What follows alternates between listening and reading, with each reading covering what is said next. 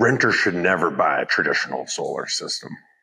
If you're renting a house or an apartment, you should never purchase a traditional solar system. It just doesn't work.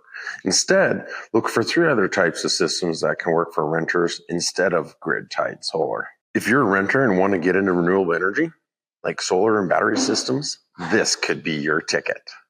I'm Joel Robinson, founder, pilot, builder, and solar entrepreneur in Montana, and I help people and businesses take back control of their energy and future with renewable energy. We get renters reach out to us to get a quote for a system or a proposal because they're so excited about solar. They've learned how it works. They've seen it at their neighbor's house, or maybe they use it in their camper, and they're ready to buy a solar system, but turns out they're renting. Well, that doesn't work.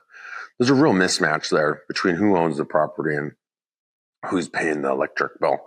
Those two need to be the same. People who own the property need to pay the electric bill. So, how many times we've turned away disappointed renters who are excited to buy a solar system. They're ready to join the revolution and participate in that so exciting feeling of generating your own power. This is particularly true for businesses.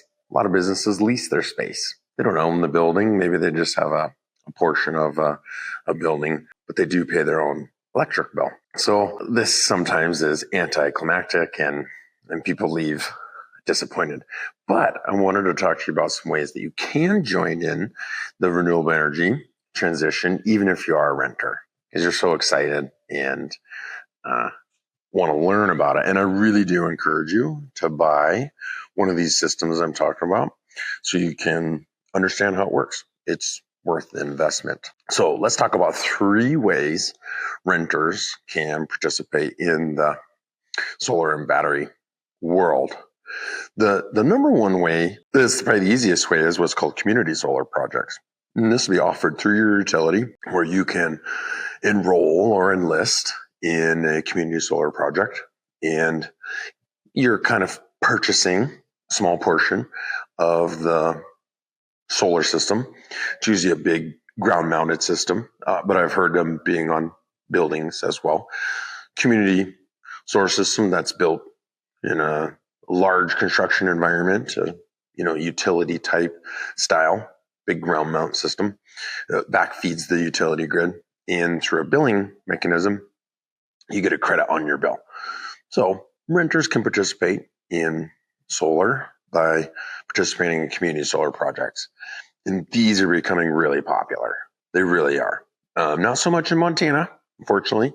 That bill didn't pass, and we don't have the legal infrastructure for community solar project. The governor felt the Public Service Commission had too much power, and he vetoed it at the last minute. Otherwise, it was flying through. It had been approved by everybody. I felt like it was a positive thing, but it got turned down. Fortunately, solar is a bit of a political topic, and that's a perfect example. So community solar is a great way to participate if it's offered. Okay, it's not here in Montana. Can't do it. What's my next option, Joel? Okay, the next option is what's called balcony solar. And balcony solar is described that because it hangs off your balcony. Imagine a big high-rise building, and everyone's got a little deck or some railing outside a sliding glass door, and a lot of people hang plants or something off there. Well, these balcony solar systems are designed to hang off the balcony and plug directly into your electrical outlet. And this is what's really unique about these is there's no interconnection, right? So I've spoken in other videos, and we'll continue to talk about it. That's that magical point where distributed energy system interconnects with the grid. It's that really magical point, and I make fun of that because it's nothing special, but it does connect 2 different worlds. So balcony solar systems are not interconnected. Instead, you just take them and plug it right into your electrical outlet. And it does backfeed the house. It goes in through the electrical outlet to the main electrical panel. And the reason why these are allowed in Utah only, but big in Europe, Germany is really big on this, is that they're small. have to be very small systems so that they're within the rating of any one electrical outlet and the wiring for that circuit. Big problem in the solar industry is overloading wires, overloading circuits. At a minimum, convenience, a breaker might trip a bunch. In worst case scenario, you can have a wire that melts or even possibly a fire. But we never use that word in our industry. No, we don't like that word very much. But for renters who can't buy traditional solar systems, it's not your right. You can't modify the building, right? You're renting it. Someone else owns it, and you're just living there. So instead, these balcony solar systems are an option. Unfortunately, only Utah has approved legislation for it. They're the first in the US to do this. Super cool. Maximum system size is 1,200 watts. Okay, 1,200 watts. And talking about solar panels, any individual solar panel is rated, has a watt rating. And this calculation easy because it's just 1,200 divided by the size of the solar panel. So 4 300 watt solar panels would work, or 3 400 watt solar panels would work for a maximum of 1,200.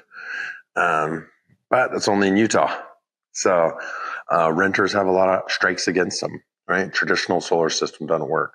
If community solar is not offered in your area, that doesn't work. Okay, balcony solar, which is super cool. That might not work either, okay, unless you live in Utah. And I am interested what other states are going to follow.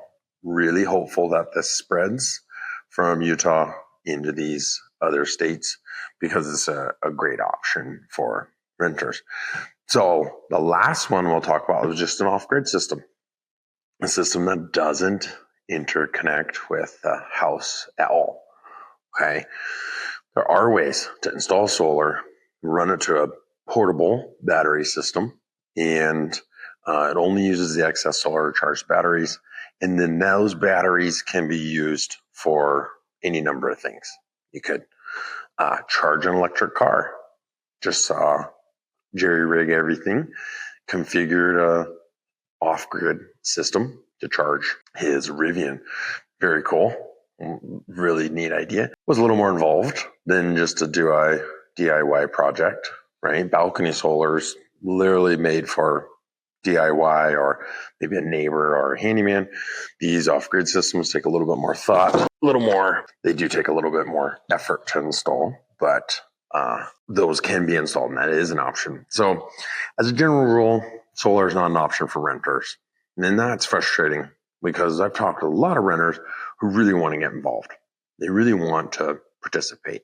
And I usually recommend some type of portable battery and a small solar system. That is a starting point. And I encourage everybody to buy a portable solar generator. It is the gateway drug for the renewable energy. Okay, this is the way you learn about how it works. You learn about all the things I'm talking about, watts and amps and volts, all kinds of things that help explain how solar works. And camping or in a camping trailer or a work trailer, any of those areas where it really shines, plugging in a portable generator in a work trailer is magic. Can charge batteries, run lights, run a microwave, right? Radio and all kinds of fun stuff. But the reason why I encourage everyone to do it is because you learn so much about how solar recharges batteries. You learn so much on how much energy individual appliances use and how long can a fan run for on an EcoFlow, right? Those really paramount things. And we start to develop this knowledge of how much energy is produced by solar and how much energy we actually use. That's really fundamental to this. Is, well, how many solar panels do I need? Or how long do my batteries last? Right? These frequently asked questions that I'm going to talk about each one. But this one's for renters. Sorry, renters. Traditional solar doesn't work for you, but have quite a few other options.